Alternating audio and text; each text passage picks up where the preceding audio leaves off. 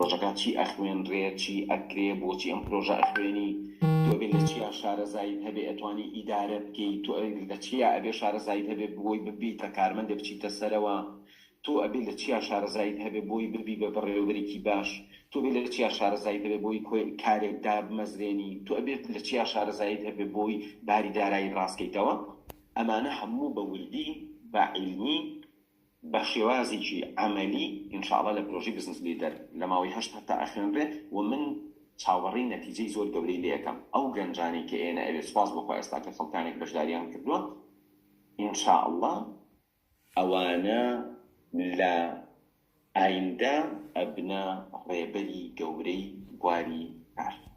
و چۆن ئەتوانن ژیانی خۆیان دەوروبەرەکان بگۆڕن و چۆن ئەتوانن بیرۆکەکانیان بێنە ناو دنیای واقعەوە، یان بیرۆکە بەرهەم بێنن پێش ئەوەی کە هەبێت.